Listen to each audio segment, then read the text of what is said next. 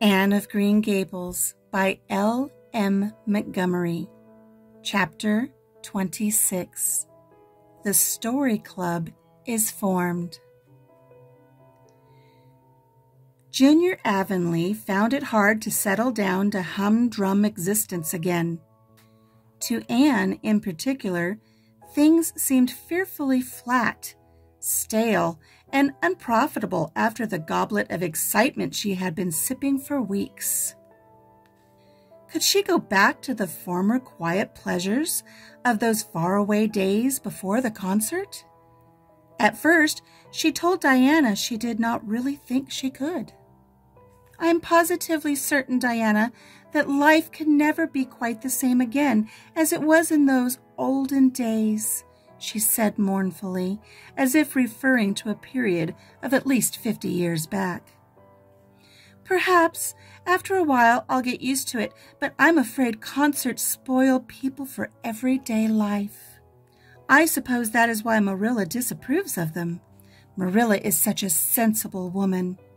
It must be a great deal better to be sensible, but still, I don't believe I'd really want to be a sensible person, because they are so unromantic. Mrs. Lynde said there is no danger of my ever being one, but you can never tell. I feel just now that I may grow up to be sensible yet. But perhaps that is only because I'm tired. I simply couldn't sleep last night for ever so long. I just lay awake and imagined the concert over and over again. That's one splendid thing about such affairs. It's so lovely to look back on them." Eventually, however, Avonlea School slipped back into its old groove and took up its old interests. To be sure, the concert left traces. Ruby Gillis and Emma White, who had quarreled over a point of precedence in their platform seats, no longer sat at the same desk, and a promising friendship of 3 years was broken up. Josie Pye and Julia Bell did not speak for 3 months because Josie Pye had told Bessie Wright that Julia Bell's bow when she got up to recite made her think of a chicken jerking its head, and Bessie told Julia none of the Sloanes would have any dealings with the Bells because the Bells had declared that the Sloanes had too much to do in the program, and the Sloanes had retorted that the Bells were not capable of doing the little that they had to do properly.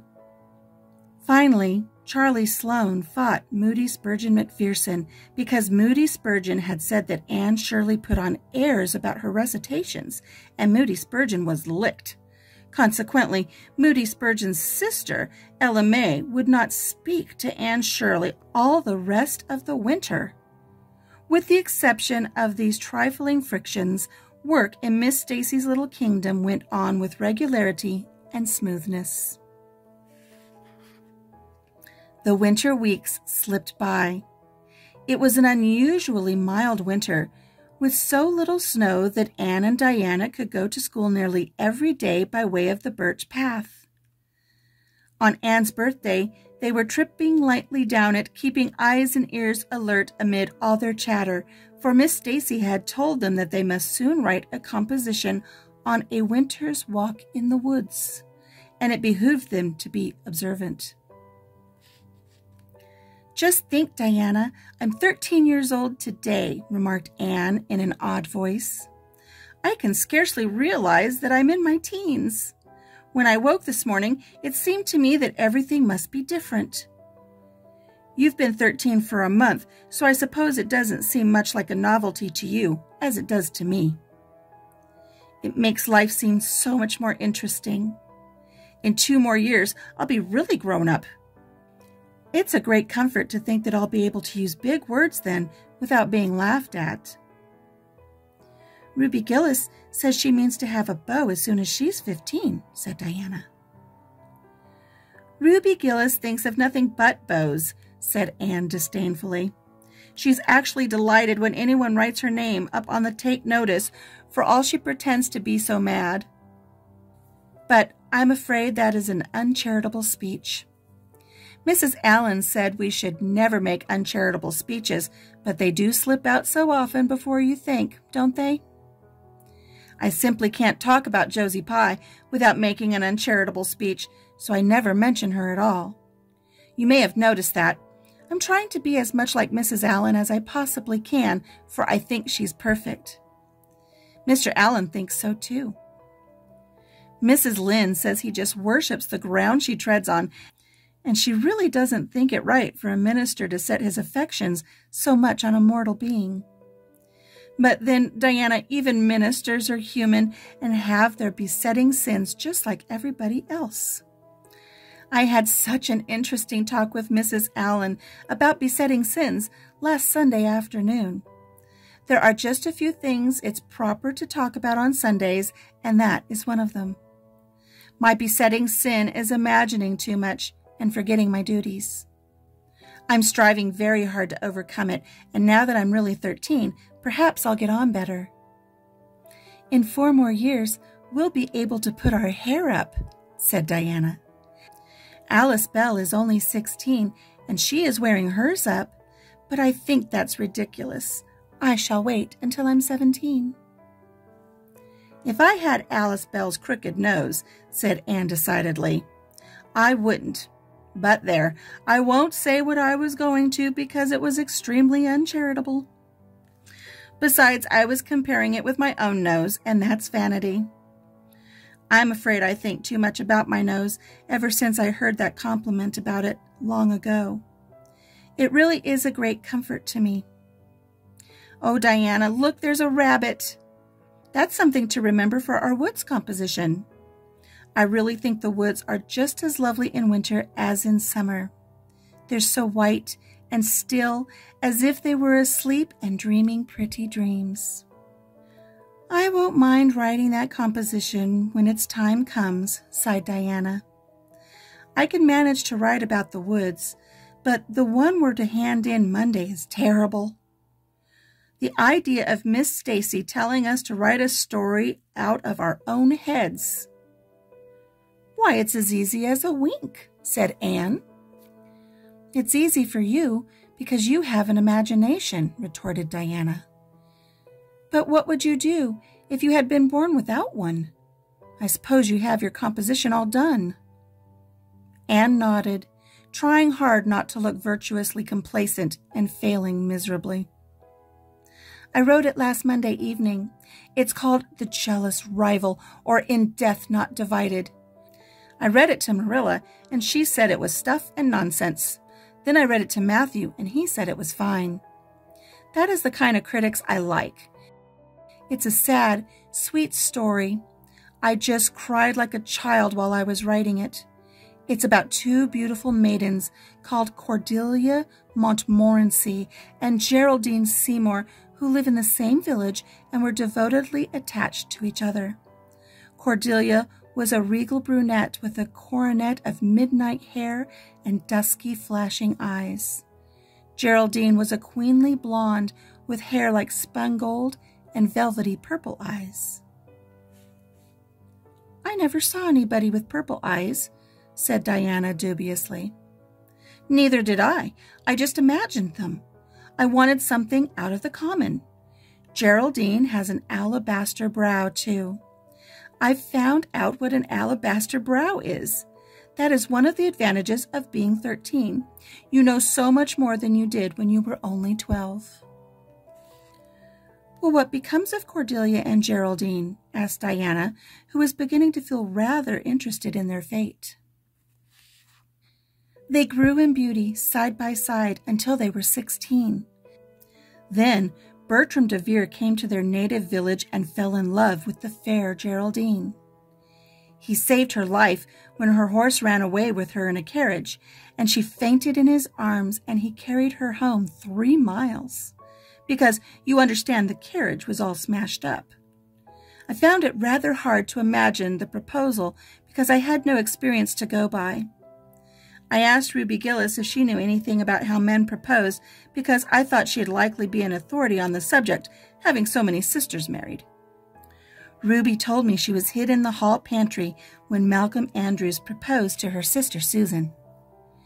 She and Malcolm told Susan that his dad had given him the farm in his own name and then said, "What do you say, darling pet, if we get hitched this fall?"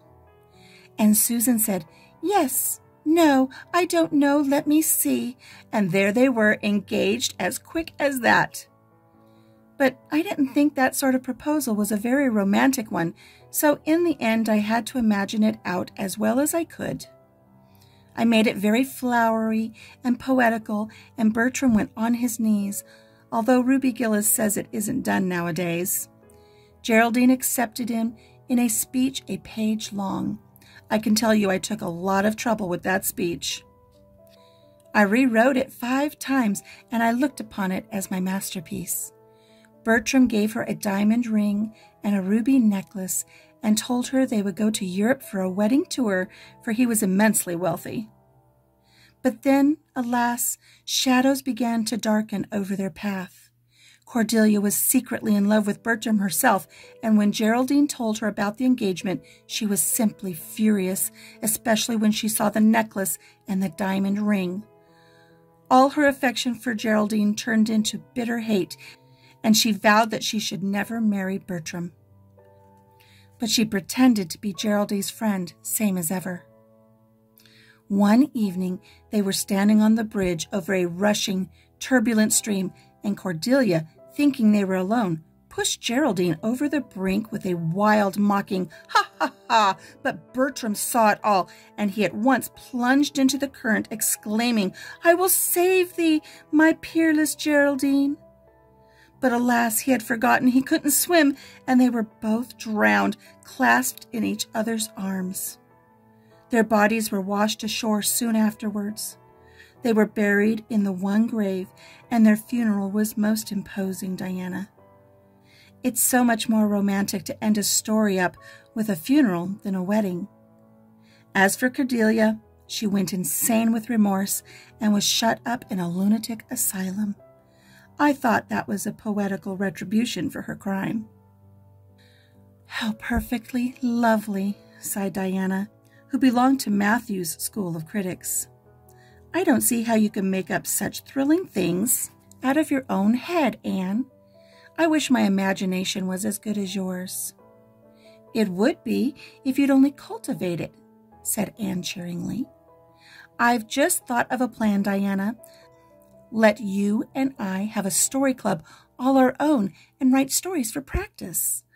I'll help you along until you can do them by yourself. You ought to cultivate your imagination, you know. Miss Stacy says so. Only we must take the right way. I told her about the haunted wood, but she said we went the wrong way about it in that." This was how the story club came into existence.